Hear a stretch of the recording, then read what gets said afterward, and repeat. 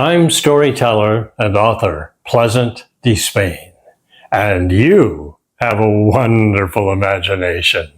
Welcome to Pleasant Journeys. My story for today is called Caleb's Wild Ride. It's from Virginia.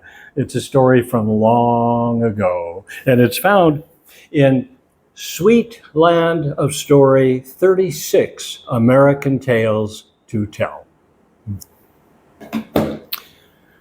Let's begin. Caleb, well, he was a good boy, God-fearing, church-going. He obeyed his mother. He was about 14 years old. And this all began on a really hot, sultry summer morning. It was Sunday, a day to go to church, but it was so hot. And Caleb, he was upstairs in his room and he was tying his tie, but he didn't want to go to church. 2 hours listening to Reverend Matthews sitting on those hard pews. Oh, he didn't even think he could stay awake because, well, he sort of heard in his imagination the swimming hole not that far from the church calling to him, because the swimming hole, oh, the water was so clear and so cool, and there were big shady trees all around it, and he could almost actually hear, Caleb, oh, Caleb, come to the swimming hole. Ma, he yelled downstairs, I don't want to go to church today. It's too hot. Just the way the devil likes it, his mother said.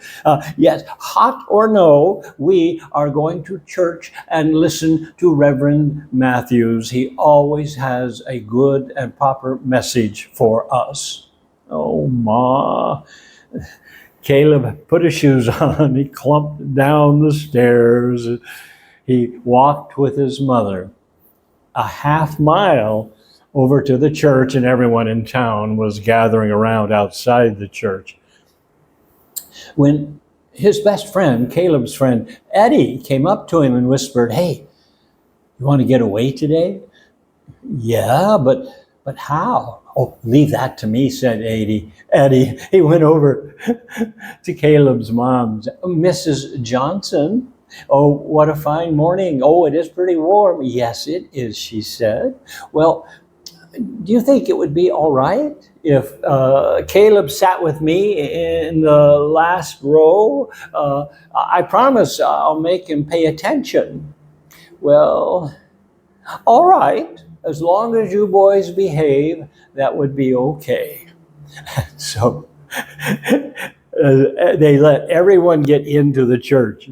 And when the last person went in, Eddie said, let's go. But wait, said Caleb, what will I tell my mother if I don't stay for the service? She'll ask me, what did I think of Reverend Matthew's sermon? Oh, said Eddie, just tell her what he says at the end of every season or sermon, that evil always overcomes good. Eddie took off running across the field. Caleb started untying his tie and started running after him. They ran right across the field over to that swimming hole, and no one else was around. Everyone was in church, so they had the place to themselves. They stripped off their clothes and they jumped into the water. Oh, it was so great. The water was cool. They started splashing each other, and then they swam and they dunked each other and they laughed. Oh, the laughter was heard by a big old bull with big horns.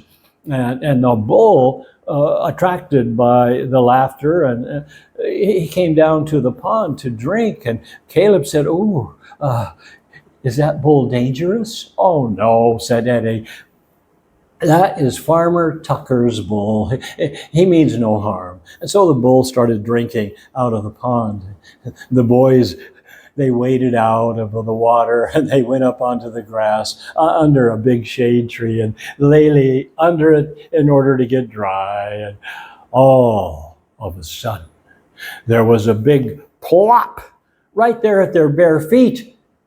A hornet's nest had fallen from the tree, and the insects started swirling around, wondering what was going on. And the boys immediately started to climb up the tree and hold on to a big branch. Caleb on one side, Eddie on the other, and those hornets started focusing in on the bull. They went over and started swarming around the bull's head, and the bull was really unhappy, uncomfortable, and started to snort, and then he put his head down and he ran directly at the tree and smacked it hard with his head. He hit it so hard, Caleb fell out of the tree right onto the bull's neck, and he grabbed with his right hand that horn and with his left hand the other horn. And the bull, turned around and started charging across the field on his way to the church. And Eddie, the insects were still stinging him, so he jumped down from the tree and he started running across the field. He didn't have any time to get his clothes, and now Caleb's wild ride was on.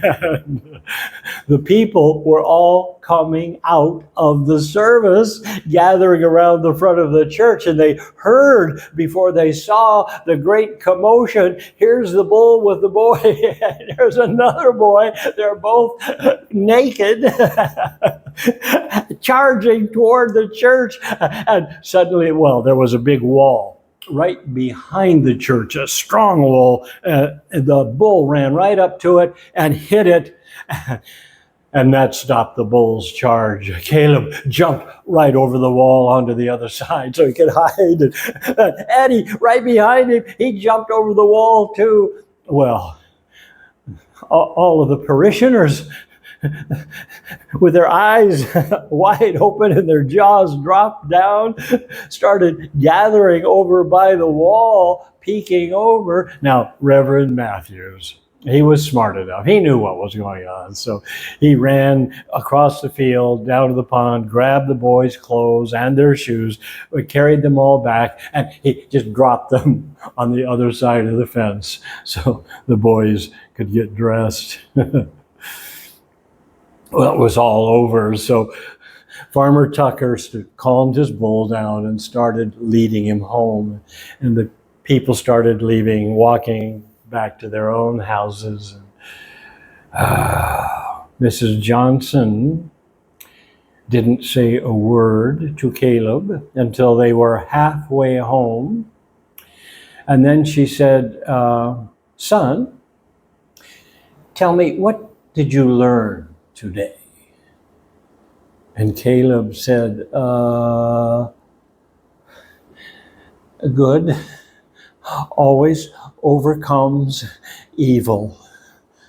And that's the end of this story. It's fun to tell. Hope you enjoyed it. Please give it a like and leave a comment if you will, and certainly subscribe if you haven't already. I will so appreciate that. And down below you'll see my website with all of my books listed with a direct link to Amazon.com. There are so many stories yet to tell. Another story to tell next week.